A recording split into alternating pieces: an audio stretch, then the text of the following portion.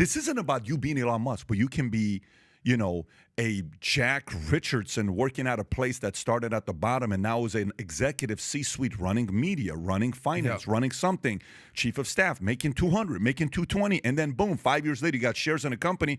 10 years later, the company is sold. It goes public. You make $3.9 million on those shares. Like, how did I become a millionaire? I never thought I was going to be. You can be that.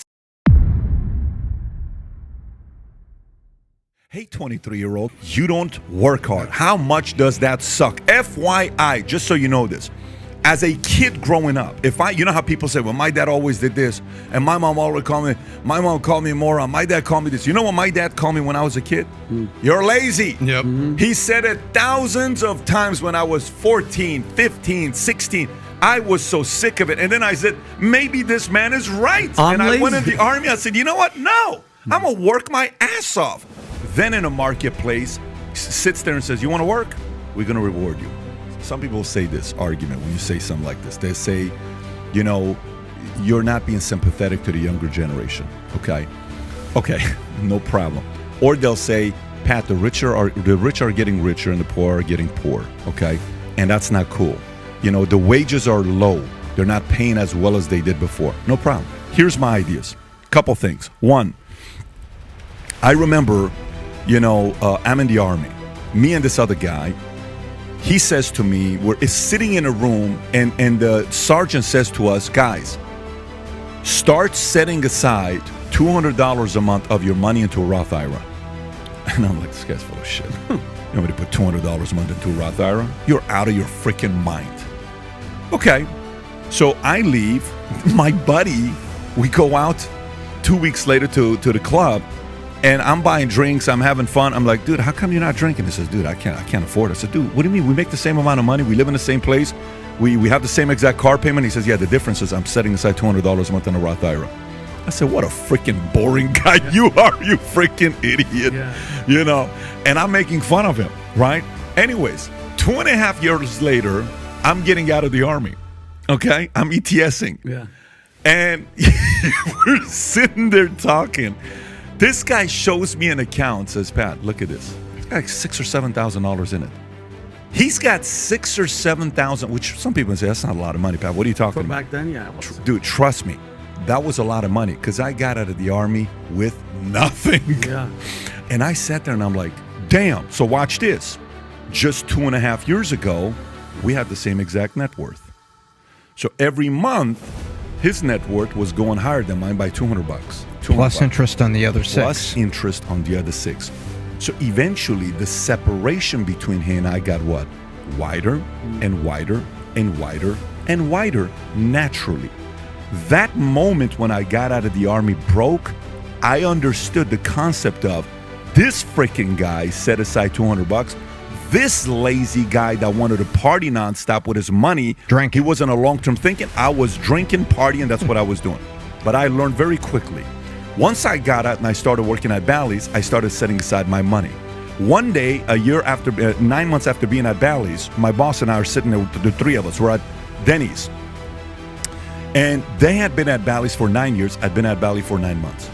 They said, hey, man, I'm trying to figure this out. I said, how much cash you got? He's like, dude, I got no cash. I'm paycheck to paycheck. I said, dude, you make more money than I do. How much cash you got? Dude, I got no cash. I'm paycheck to paycheck. I'm like, how much cash you got, PBD? I'm like, dude, I got $10,500. You got $10,000. You've only been with us for 9 months. I know, bro, but I'm saving everything I'm making. Seriously, yes. Bingo.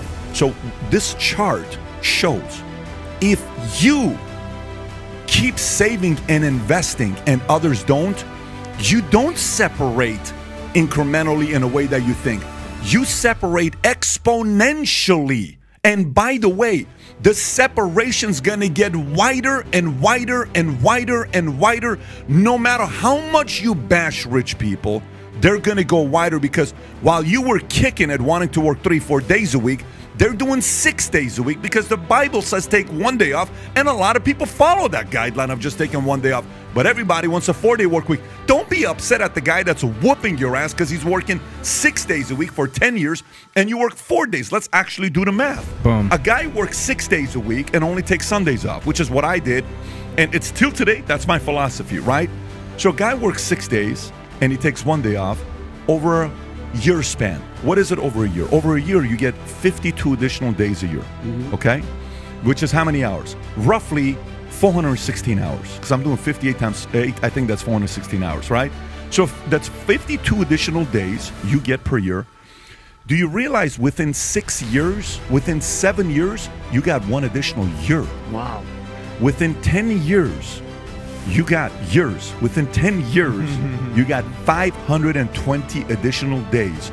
You got 4,000 additional hours. Yeah, brother, we're not in the same league, homie. Sorry. We're not going to be competing in the same league. But let me give you the other part about this that's a problem. This can also only happen with the help of the government. The more money you print, the more money you put into the economy, you're thinking you're helping the low and middle income. You don't think the people at the top know who do. Like every time when they say, Jamie Dimon, they're going to put $2 trillion more into the economy. Jamie's like, hell yeah, because 40% of it's coming to Chase. Yeah. 800 billion is going to end up at whatever the number is going to be. In his mind, is like, that's great. Put $2 trillion. I'm going to get more on my balance sheet. You're just going to phenomenal. Print it and we'll end up Do with- you really think these politicians that are sending money out to do this, you think they're sitting there saying, let's help the low and middle income? No. The money's going straight up to the top. The low wage, the separation, the disparity, all of that is you need to start thinking long term and not joining the camp that's convincing you to work fewer hours. Is you need to figure out a way to be more competitive in a marketplace. When I talked to comedian Kevin Hart, he says, you'd be surprised how hard I had to work. I worked my ass off, okay? You talk to Rogan, how hard that freaking guy works. People think Joe became Joe because Joe is just this talented, funny, likable guy. And he is all of that. But I know a lot of talented, funny, likable guys that don't work hard. This guy was diligent, focused, doing what he's doing, and then all of a sudden gets a few $100 million talking about, I got a few money. That's what he said. That doesn't happen by luck. You think he didn't work his ass off doing the UFC show here, traveling here, over there, over this? You think that schedule is 4 days a week? The people you admire, younger Gen Z generation, the people you admire, that you read about, that you watch on the sports, that you watch in movies, that you watch in, politics or military, you read about the heroes, were not 4 day a week people. They did not follow that. The heroes you admire didn't follow that strategy. That is purely a propaganda being sold by a bunch of people that went to universities that some professor told them to work 4 days a week, and they're coming out being, disciples of these prophets saying 4 days a week, not realizing they just ruined somebody's dreams by saying to work 4 days a week. That's my argument. You don't have to agree with it. You can bash it, trash it. I'm a big boy. I'm comfortable with it. This isn't about you being Elon Musk, but you can be, a Jack Richardson working at a place that started at the bottom and now is an executive C-suite running media, running finance, running something, chief of staff, making 200, making 220, and then boom, 5 years later, you got shares in a company. 10 years later, the company is sold, it goes public, you make $3.9 million on those shares. Like, how did I become a millionaire? I never thought I was going to be. You can be that.